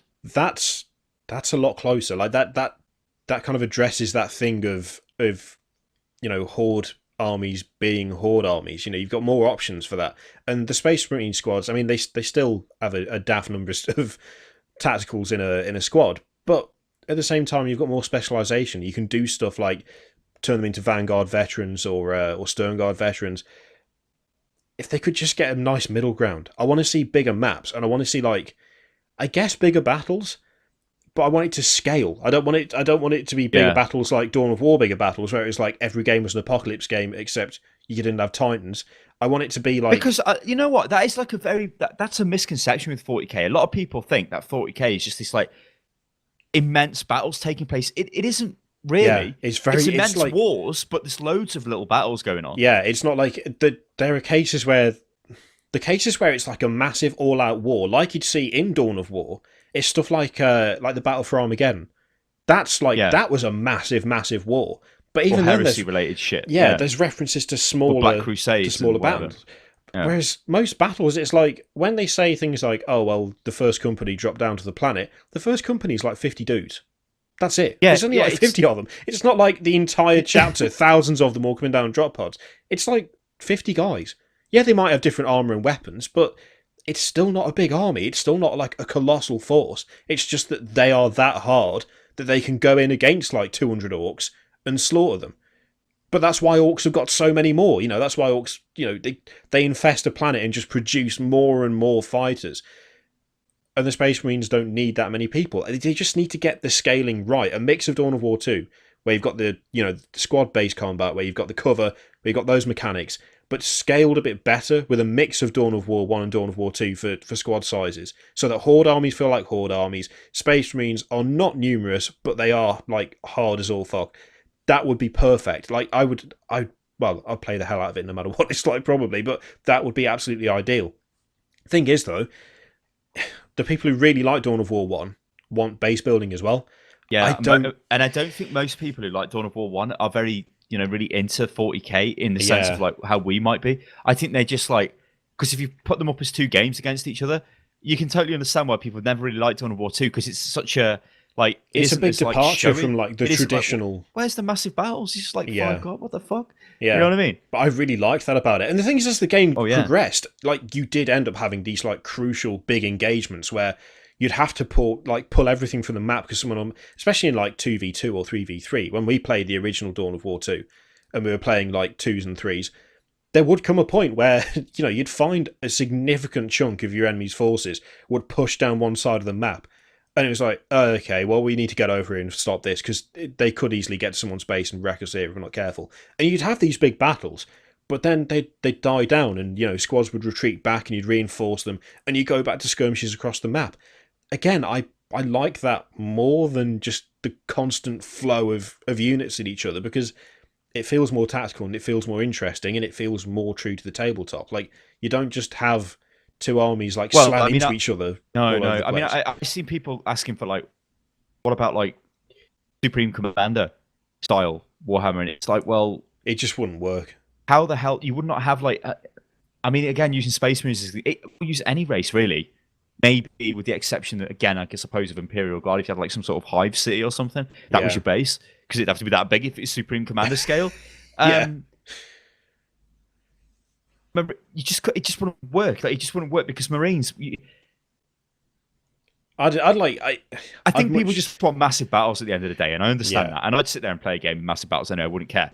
But when, like, if you honestly ask me what I want with Dawn of War 3, if it's a thing, and hopefully it is, that what I want is a little bit of base building, I suppose. But I just want what Dawn of War 2 gave me, but just on a slightly bigger scale. And I want it to be representative of the races involved. Like, I don't want Eldar Guardians dying to a harsh wind, basically. It's like an Eldar like Dire Avenger or Guardian or whatever in the Eldar lore is, yes, they are lightly armored, but they're extremely fast and they're super deadly, and they've got shuriken weapons which fire monofilament fucking blades at you, which basically negate your armor and you die. So if an Eldar Guardian or a Dire Avenger was having a fight with a Marine, he would fuck the Marine. It'd be very. Like, the Marines are slow, ain't they? They're fast, don't get me wrong, but they're not as fast as an Eldar. Super quick. They're just a lot more robust in terms of physical strength, and they can take a beating. It's basically pretty much an even fight, just because one of them can just avoid pretty much all damage, but the other one can just soak up damage for God knows how long. So I'd like to see that being more clearly represented. How would you do that? That's the thing. How would you do that? Like, so. I guess giving them similar. I mean, in terms of just strict game mechanics, giving them similar stats, but making it so that one has got more health, but one has got more evasion, or whatever you want to call it. It would have to be balanced in such a way that essentially the one who got the jump on them, if they got a significant lead in terms of damage, they'd win, because that would be if an Eldar runs up to a Space Marine, he's got his back turned to the Eldar, and he shreds one of the Space Marine's legs with shurikens before he even gets into close combat, the chances are that Space Marine's going to have a difficult time of it because his leg's wrecked. The blades have gone through the weak spots in the armour, like behind the knee or like at the top of the hip. That would be bad for the Space Marine, because he's already wounded, he's already injured, he's already got limited mobility in one of his legs. It could have compromised his armour so he can't move as quickly. So that means, he's going to be in severe shit. That's a believable way for a Space Marine to die. He gets fucked from behind by an Eldar. The Eldar cuts him down. That would happen. It's trying to make it in the game so that it's not just a case of whoever hits first wins. There would need to be a way of like keeping it true, but also keeping it relatively balanced as well. Yeah, Dawn of War 2 balance is a bit skiffy as well, because Eldar is like basically the best race, and it's generally because they can move dead quick. Eldar Rangers, which I think are a tier 1 sniper unit, are dead effective. like insane. Like they would like just like one round Space Marine, just shoot them and kill them, which it probably would. Yeah. But it's like, okay, that's not really too fair because Space Marines move slow. Tactical Marines move really slow because I mean the whole game's about capturing points for requisition, isn't it? Yeah. Eldar can spread out that quick and capture all the points, and they beat them for mobility. And it's like, but that's representative of Eldar because Eldar have got fleet of foot. They can run fast. Eldar are fast. They are not slow. They are tall, slender, fast, athletic creatures. Yeah. They're not walls of meat that just walk around and beat the shit out of people. That's what Space Marines are. Yeah. So I don't know. It's such a something massive, something that I think they did nail that I really like about playing Orcs in Dawn of War 2 is the war boss is absolutely solid. Like he wrecks pretty much anything in close combat, which is exactly as it should be. He's got crap for range. He can't shoot very far. He misses all the time anyway, and his gun's really weak. But give him a power claw and a bit of health regen, and the thing that reduces it's either attack speed or attack effectiveness in a radius around him. It's one of the boss poles he's got. I can't remember which one it is. And he'll just tear a Space Marine captain to shreds, which is exactly like, that's dead on. Would happen, yeah. You don't, like standard Space Marines going up against a war boss, they just get the legs ripped off and then he throws them away because he's like 4 times their size. He's massively more strong and he can just pick them up and chuck them like they were children. That's dead on. If we could get that kind of, I guess, that kind of feel and that kind of like representation, but for all the different races, and I want to see like more races. Well. Like I want to see Necron and Tau and Sisters of Battle again. Yeah, like where have they gone? Yeah. They're not irrelevant. Well, I say that Sisters of Battle have been like shunned by Games Workshop at this point, but Tau and Necrons are, they're big parts of the universe in Warhammer 40k. I mean, Necrons are bloody everywhere if the law's to be believed. So the fact that there aren't any, it's like I don't like that. I mean, I understand that realistically you can't just cram every race into a game, but I kind of like to see a bit more daringness in Dawn of War 3 in what they pick. Marines and Eldar are obviously a given, ain't they? But then it's like, where'd you go from there? Tau, probably. Imperial Guard, maybe. Like, would they? Are you talking player numbers here? Definitely not Sisters of Battle, they wouldn't. Because it's all about development hours, isn't it? Why bother making them? Yeah. I mean, it'd be awesome if we saw like Imperial Knights and stuff as like special units. Something like that. That would be quality. But, I mean, really, I said in the video that something that would be amazing to see, but they obviously won't do it. There's no chance in hell they'll do it. Would be Warhammer 30k for Dawn of War 3. Yeah, it would be. And that could be like Dawn of War 1. That could be. That could be. That would be. I would play the hell out of that, but there's no chance. There's no chance. I mean, they protect 40k IP to ridiculous lengths. There's not a chance in hell they'd go for a 30k themed game like on that basically scale. What 30k is, guys, it was the Space Marines are like in chapters in 40k, which are small forces. Yeah, it's but about they were in legions, and there was like tens of thousands of them, wasn't there, in legions? They were just like they were galaxy conquering armies, basically. Yeah, there were vast numbers of Space Marines, and it would be fine having thousands in each other. Being able to fight like I even said in the video, like the drop site massacre. Well. That would be just insane. Thing, but there's just no way they'd do it. Realistically, I think, like I said before, I think realistically we're just going to be seeing like not a reskinned Dawn of War 2, but like an updated Dawn of War 2. I'd be surprised if they switched up the mechanics in any big way. I know the difference between Dawn of War 1 and 2 was actually like really severe. It was really strong. I don't think they do that between 2 and 3 because I kind of feel like they did what they wanted to with 2. I don't think there's really much they could do to improve those mechanics as such, and it proved popular enough, and it's had longevity and it's worked really well. I kind of hope the campaign's better though. If anything, like the multiplayer I enjoy the multiplayer on any of the Dawn of War games and expansions, but I think the best campaign for any Dawn of War is probably still Dark Crusade. I think that's the best campaign out of all of them, and I just kind of like it to be less. I don't know. I like Chaos Rising. I did for Dawn of War 2. Yeah, actually, I mean Chaos. I don't know. I mean Dark Crusade or Chaos Rising, but like Retribution, I didn't think was that good. No, Retribution. I thought it was a bit weak. It wasn't as enjoyable. Like I'd go back and play Chaos Rising, but I did every campaign for Retribution. But it was mostly just to see if there was any difference in story or like if anything interesting happened. Well, I think, to be honest, the thing I liked with Chaos Rising was the whole like you could make questionable decisions. Yeah, Force Commander, and you get like the Dreadnought would be like, Commander, you're stepping away from the codex. It's like, are you sure you want to do this? It's like, yeah, it was a really good way to approach it because it was like it kind of gave you the freedom to be slowly get corrupted. To try and be as good as possible, or to just be like, well, maybe a little bit of chaos sneaking in there, but it's fine. It gave you that choice, which you didn't really get. But yeah, I don't know. I think we'll probably just end up seeing like Dawn of War 2 style mechanics. I don't think there'd be any great departure from it, but I would like them to just try and emulate the tabletop a bit more, like make Horde armies feel like Horde armies and make Space Marines feel special. Like, that's something I like about the Elite mod as well. The Grey Knights are mental in that. Oh yeah, they're just massively solid, aren't they? Yeah, they're absolutely solid, but they're also really fucking expensive. Like, everything about them is expensive, but then it should be, because like one Grey Knight Terminator is worth 10 Tactical Marines in terms of combat, so it makes sense that that's the case. But if they could move that way, that would be quality. I think that's pretty much it.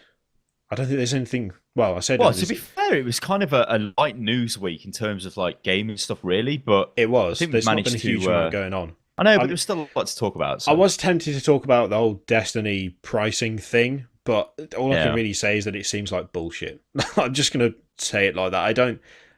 Trying to hold people ransom with collector's edition stuff and making them rebuy the same content they've bought once already, that's a bit bollocks. I don't agree with that at all. And I don't think it's a nice way to show appreciation for a community that's supporting a game with no content.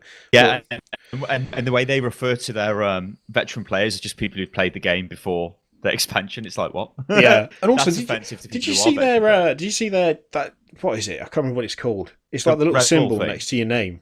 Oh yeah, the Red Bull thing was funny as well. It's like, oh yeah, here's a ridiculous price for the collector's edition. It's got exclusive stuff. You'll have to buy it if you want it, which means buying the same content. Oh, by the way, buy a kind of Red Bull. It's got a mission in it. The timing on that was absolutely perfect. Brilliant. Somebody made a keygen. Yeah, it just did it anyway. Yeah. What a stupid thing to do. But no, I'm talking. They've got like a list of achievements, like in-game goals that you can do, and you get. Is it a banner? What's it called? Oh yeah, your nameplate. Your emblem, whatever it. I think it's emblem, isn't it? Yeah. And it was supposed to be like design. This is for people. This is like for the veterans, for the day one players. All of it is stuff that if I played the game, if I got the codes for the expansions that we've got, that I still haven't put in, which I probably should, picked up the game and played it for 2 weeks, I could get that emblem, and I haven't played the game for 6 months or something? Yeah. Any new player can get all of those achievements and get the emblem that is supposed to be like venerating day one players, except it's got nothing to do with when you got the game. It's just whether you've done those specific goals in the game. I mean, I'm sorry, but why not just look at the list of people who registered the game on day one and give them the emblem? Why is that not the reward? Why is it instead a list of stuff that someone who's played since day one might not have been able to get because some of it's quite hard? It makes the guy who wants it log in to get it. And that's what they want. It's just so filthy, that game. It's so manipulative. It's just really dirty. And it's like, I mean, it made me laugh when I saw it because someone was like, yeah, this, like, I didn't play it day one. I picked it up like a month ago and I've got this now. So does that mean I'm a day one player? And I was just like, well, I mean, that probably says it all, really, doesn't it? Editions anyway. I mean, day one stuff's crap. But it's if you're going to say to people this is a reward for being a day one player, and then make it so any wanker can get it no matter when they started playing, it's like, what's the point? Anyway, that is terrible. That is all of it. That's the whole lot. That is Hotfix. Once again, if you enjoy the show and you want to support it, then you can visit the Patreon, which is up there and down there. And if you do support the show, then we give you a shout out at the beginning of the next show. We can't give you a shout out this week because, well, that's not how time works. We'll be back again next week. Podcast is on Saturday, so go back and watch that. That's going to return. That's going to be quality as always. So come back on Saturday for Podcast, and we will have another wonderful, delightful Hotfix for you next week. I'm going to get my contact lenses now. Oh, you're going to be contact lens. I only need one. It's weird, bloke. I was just going to say that I went to try them out yesterday, which is why I wasn't around very much yesterday, but I'll save that for the podcast because that's quite the tale of collapse. So if you want to hear about me failing to get contact lenses, then tune in on Saturday. And, well, we'll see you then, and we'll see you next week as well. Bye-bye.